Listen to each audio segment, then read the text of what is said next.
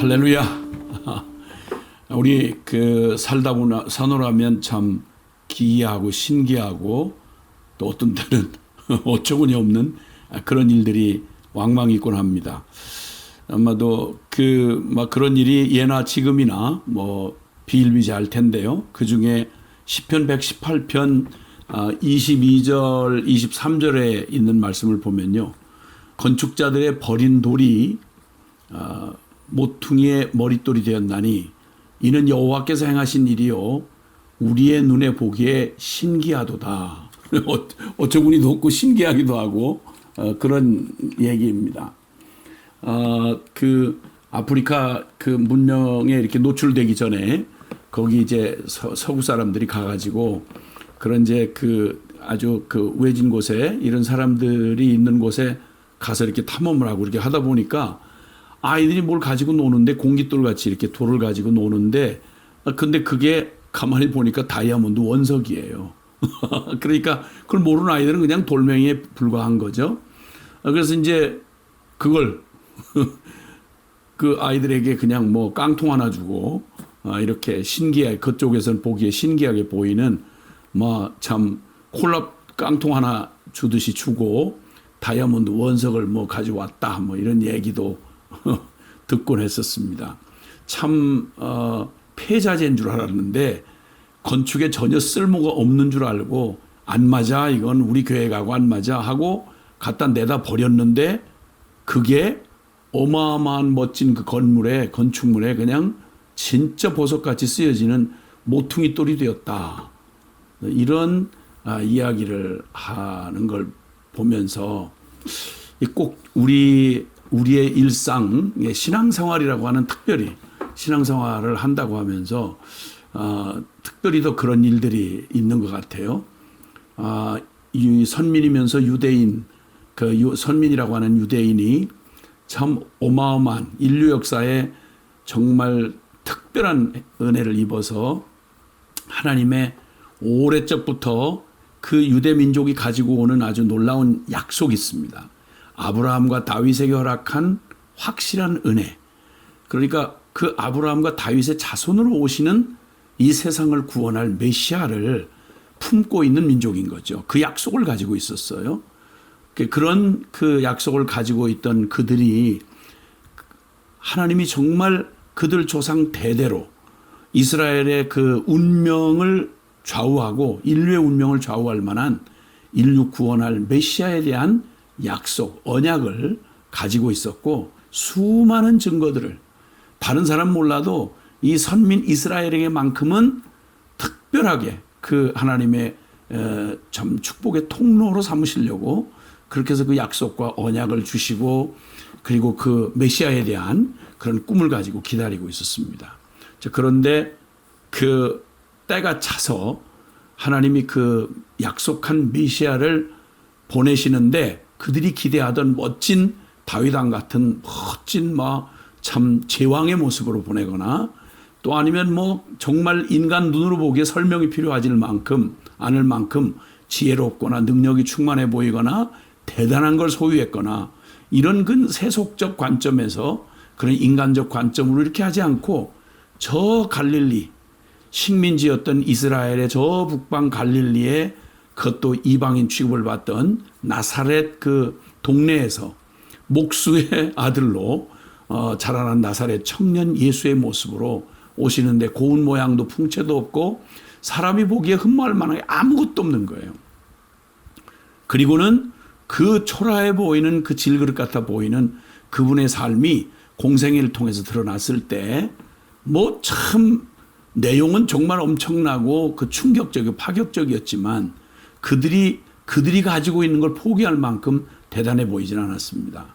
그러다 보니까 정말 참 안타깝게도 그 어마어마한 하나님의 아들이시며 인류 구원을 위해서 그들 조상적부터 기다려오던 그들의 메시아 그분을 어처구니 없게도 건축자들이 갖다 폐자재 취급을 하고 내던지는 것처럼 그들 손으로 예수님을 내어 버려서 버리는 정도가 아니고 십자가에 매달아 죽였습니다.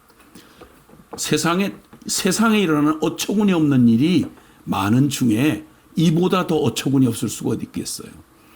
그 어마어마한 하나님으로부터의 축복과 상상할 수 없는 그 예수님을, 하나님의 아들이신 구주이신 메시아 예수님을 알아보질 못하고 그냥 정말 십자가에 내다 버린 이 어처구니 없는 일.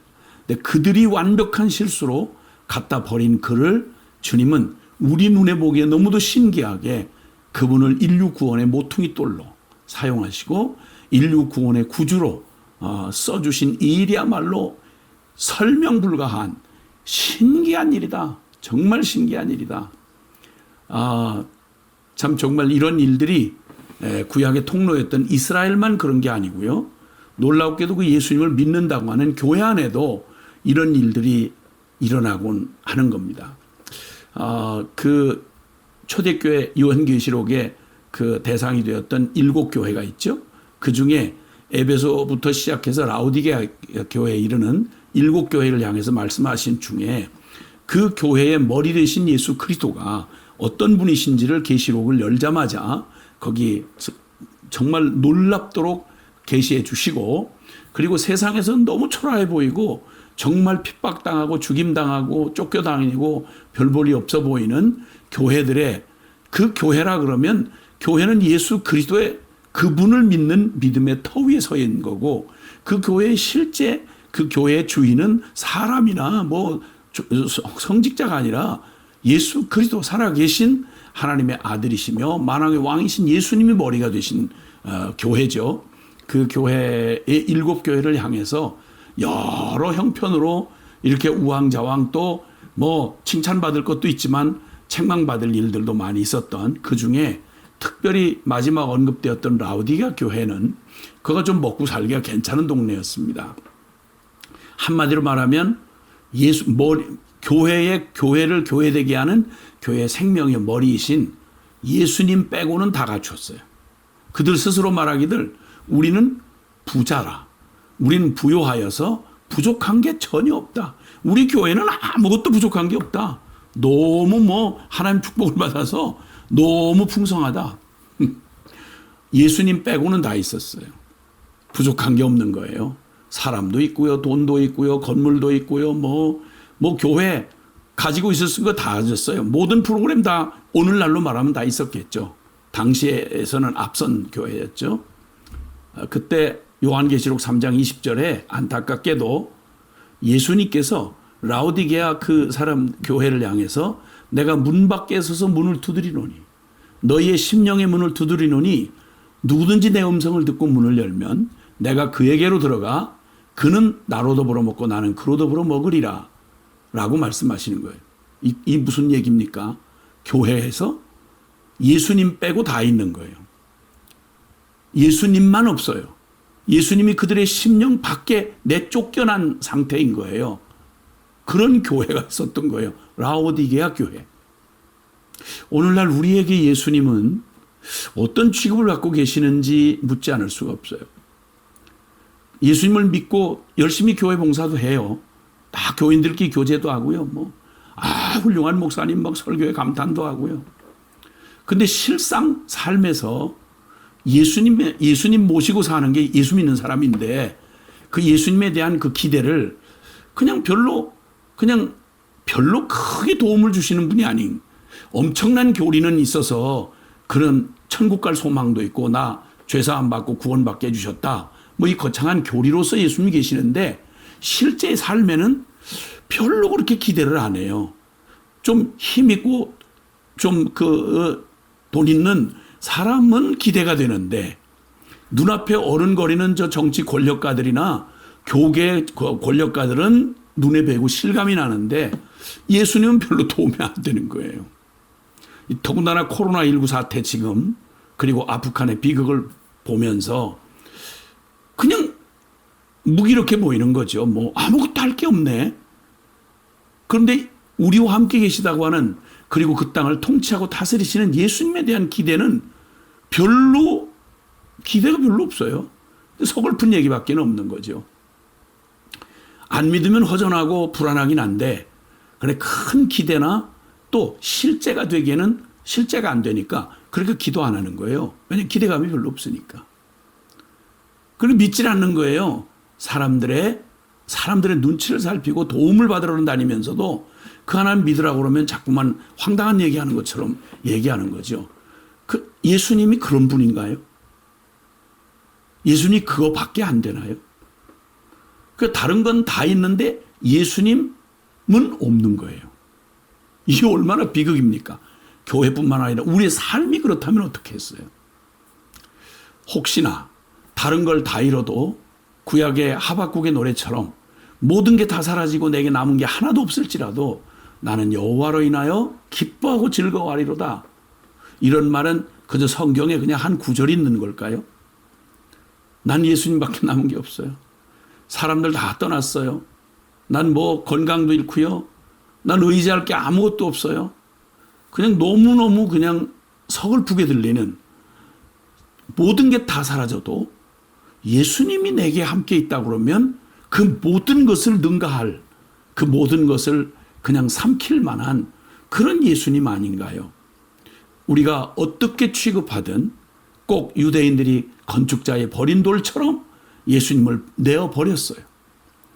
라오디게아 교회가 다른 거 다 눈에 보이고 만져지고 그 느껴지는 것들 붙잡는 동안 예수님 마음 문 밖에 그냥 쫓아보낸 어처구니 없는 이런 교회처럼 예수님 주여 주여 하면서도 여전히 우리에게 현실은 아니고 실제 도움은 아닌 그저 관념 속에 교리 속에 혹시나 의식 속에 잠깐 그냥 이름 불러드리는 그런 주님이고 내 실생활에 실제 별로 도움 안 되는 거예요. 크고 적은 일이든 아니면 좋은 일이든 슬픈 일이든 실제 주님이 나에게 실제 주님이셔야 하는 그 주님 말이죠.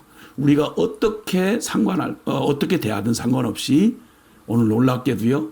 히브리서는 우리가 어떻게 취급하든 상관없이 우리의 구주가 되셔서 나의 주님이 되어주시기 위해 임마누엘이 되기 위해서 오신 예수 그리스도 그분이 어떤 분이시냐? 히브리서 1장 1절에 보면요. 옛적의 선지자들을 통하여 여러 부분과 여러 모양으로 우리 조상들에게 말씀하신 하나님이 이 모든 날 마지막에는 아들을 통하여 우리에게 말씀하셨으니 이 아들을 만유의 상속자로 세우시고 또 그로 말미암아 모든 세계를 지으셨느니라. 이는 하나님의 영광의 광채시요 예수 그리스도는 하나님의 영광의 광채시요 그 본체의 형상이시라. 그의 능력의 말씀으로 만물을 붙드시며 죄를 정결하게 하는 일을 하시고 높은 곳에 계신 지극히 크신 이의 우편에 앉으셨느니라. 와, 우리가 예수님하고 부르는 나의 주님하고 부르는 그분 말이죠. 임마누엘 대신 내 이름 부르며 십자가에서 대신 대속의 죽음을 죽으시고 나를 구원하셔서 세상 끝날까지 함께하겠다는 약속을 성령을 보내서 실제로 이루신 예수님 말이죠. 그 예수님이 지금 내게 아무리 실감이 나든 안 나든 상관없이요. 나는 그냥 예수님 구원받을 때 구원의 확신으로 받아들이고 그리고 이제 평소에 사는 일은 뭐 또 여전히 예수님 없는 사람처럼 너무 잘 나가도 예수님 생각이 안 나고 너무 힘들으면 낙심돼서 예수님 찾질 않고 그런 정도의 예수님을 할지라도 그 예수님이 어떤 분이신고 하니 말할 수 없는 엄청난 얘기를 하십니다. 성경 내내 역사 내내 여러 부분과 여러 모양으로 못 알아들을 우리에게 우리 조상들을 통해서 구약 성경 내내 말씀하신 하나님이 이 모든 날 마지막에는 성경이 그대로 성취가 돼서 2000년 전 드디어 이 아들을 통하여 예수 그리스도가 성육신하셔서 하나님이신 그분이 사람의 몸을 입고 우리 가운데 오신 그분을 뭐라고 말씀하니 정말 뛰어나신 예수 그리스도 그분이야말로 우리가 만난 어떤 충격적인 어떤 존귀한 어떤 모든 존재를 다 합쳐도 비교할 수가 없는 분이에요. 먼저는요 하나님의 아들이시라고 말합니다. 그 다음에 만유의 상속자라고 말하십니다. 그분은 모든 만물을 창조하신 창조자라고 합니다. 우리가 부르는 지금 나의 주님이라고 부르는 예수님이요. 그분은 우리가 보지 못하는 영이신 하나님의 영광의 광채이십니다. 그러니까 하나님을 가장 영광스럽게 드러내시는 존재라는 거예요. 그 다음에 그분은 본체의 형상을 가지셨다 그래요. 하나님의 그 형상 그대로를 우리가 눈으로 보고 만지고 경험할 수 있도록 이 땅에 말씀이 육신이 되어 오셨던 바로 그분이 본체 하나님의 본체 형상이시다 그렇게 말해요. 그리고 그분의 말씀으로 만물을 통치하시는 주님이시다 이렇게 말합니다. 그리고 뿐만 아니라 그 엄청난 주님이 우리의 죄를, 그 어마어마하시는 이 뛰어나신 예수 그리스도가 나 같은 이 영원히 저 죄값으로 쓰레기로 버려져서 지옥의 형벌받을 하나님의 원수됐던 나를, 내 죄를 정결케 하시는 일을 십자가와 구속을 통해서 이루어 주시고, 그리고 하나님 우편에 앉으셨다 이렇게 말씀합니다. 세상에 이 어마어마한 뛰어나신 그리스도가 나의 구원을 위하여 이 땅에 오셨고 십자가의 대속을 이루셨으니, 세상에 하나님의 하나밖에 없는 아들이신 하나님이신 그분이 나를 위해 죽으신 게 사실이라면 우리가 그에게 무엇을 드린들 지나치다고 할 수 있겠는가? 예, 이런 탄성을 지르지 않을 수가 없습니다. 이같이 큰 구원을 얻은 우리에게 예수 그리스도 그분 말이죠. 근데 더 놀라운 건 시편 8편에 보면 여호와 우리 주여, 주의 이름이 어찌 그리 아름다우신지요. 온 땅이 어찌 그리 아름다우신지요. 주의 손가락으로 만드신 주의 하늘과 주가 베풀어 두신 저 달과 별들, 해와 달과 별들을 내가 보니, 창조하시고 펼쳐놓으신 이 어마어마한 우주와 그 영광을 그 앞에 바라보니 그 앞에 압도당하는데, 세상에 그 주님이 말이죠. 사람이 무엇이간데 주께서 저를 생각하시며 인자가 무엇이간데 저를 권고하시나이까 할 말을 잃어버리는 거예요. 감격인 겁니다. 내가 그 실감한 나게 예수님 구원받을 때 잠깐 감동받고, 현실은 날마다 눈에 보이는 크고 작은 일에 치인을 하고 예수님을 모시고 사는 사람인지, 주님이 계신지 안 계신지 남이 보기에 그냥 주님하고 있는 사람이라고 알기가 어려울 만큼 그렇게 혹시나 건축자리에 버린 돌처럼 라오디게아 교회가 다른 많은 것들로 마음에 뺏겨서 예수님을 마음 문 밖에 세워두신 한 사람처럼, 혹시 그렇게 우리가 그렇게 감동 없이, 감격 없이, 실감 없이 이렇게 사는 그런 아찔한 순간은 없나요?